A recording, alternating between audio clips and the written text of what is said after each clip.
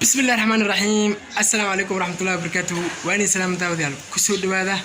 مقال كل عصب حديت مركول جرك سوي بقولي سبسكرايب قري أدي على ما سته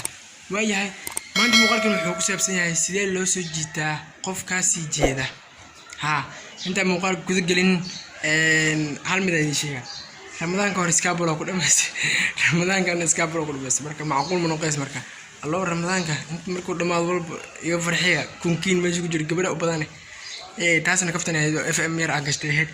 سيدي لو سجيته قف كاسي جيد هذه أما يعني قف يعني وكاسي جيد أما تعيش هاي أنا سوجي سدارد سيدي لو سجيته قف كاسي جيد أوكي مركب أنت سكراف بعض بنكايريو ma la yaaban tahay sida aad u soo jiidan lahayd qof aad ka heshay ama qof qalbigaaga xaday marka aad qof ka hesho ama caashaqdo wali ayaa kugu furmaysa laga yaabay inaad cabsi badan isku aragto ama walwal aan hore u jirin laakiin ha noqon qof aan waxba sameyn markaas oo kale talaabooyin qaad kuwaas oo qofkii ku soo jeedin doona taasina waa sababta aad ugu baahan tahay inaad barato sida qof aad jeceshahay loo soo jiito warka farxadda lehna wuxuu yahay inay jiraan wadooyin badan oo aad qof ku soo jiidan karto balse ugu horeyn inta aan waxba ku sheegin waxba iska bedelin qofka aad tahay ahaw sababtoo ah qofka dhabta ah ee aad tahay ayaad u baahan tahay inuu qofkaas jeclaado ama ogaado ahaw sida aad tahay qofka saxda ah ayaa sidaas kugu jeclaan doona waad u qalantaa qofkan dareemihiisa isku kalsoonow oo soo jiido qofkan laakiin qofnimadaada waxba ha ka qaadin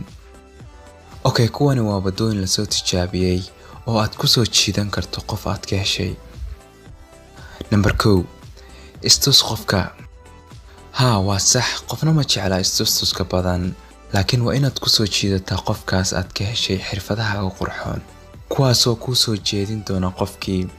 uma baahnid inaad caan ahaato si aad u muujiso waxa aad ku fiican tahay number 2 ka qosol si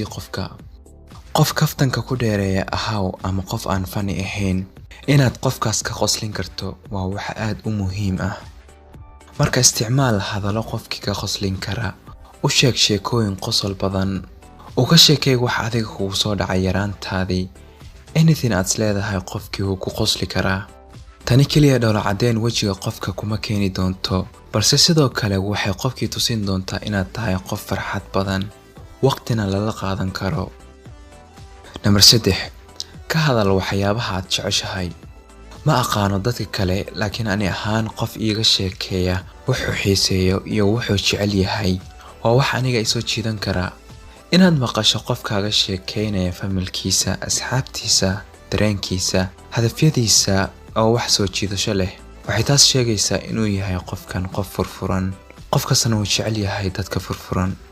ha ka xabsan inaad la wadaagto qofka qisooyinkaaga hadduu qofkii waqtigaaga u qalmana wuxuu arki doonaa sida aad u danayso waxyaabaha nolosha muhiimka ka ah number 4 talo weydiiso qofka ma jiraan waxaad u baahnaan lahayd in talo lagaa siiyo weydii qofka inaad qofka talo weydiiso kaliya ma dareensiin doonto inuu yahay qof loo baahan yahay balse sidoo kale inuu yahay qof muhiim ah oo la aamini karo xaqiiqada ah inaad kalsooni siinaysana waxay u sheegi doontaa inaad qofka u aragto qof wanaagsan number 5 tusi inaad tahay qof furfuran waayahan la joogo ma jiro qof ka soo jiidasho badan qof furfuran oo dulqaad leh noqo qof ka hadli kara wax kasta qof aan ka cabsan inuu codkiisa dhiibto dad badan ayaad soo jiidan doontaa number 6 wanaaji qofka hubaal waad u baahnaan lahayd si kastaba inaad wanaajiso qof aad jeceshahay laakiin inaad qof kasta naxariis u muujiso waa wado uu qofkii kugu jeclaan karo number 7 dhageyso qofka waxaad isweydiinaysaa sidee dhageysiga uu qof u soo jiidan doonaa waa wax uu qof kasta sameeyo qof kastana uu jecel yahay hadalkiisa in la qadariyo lana dhageysto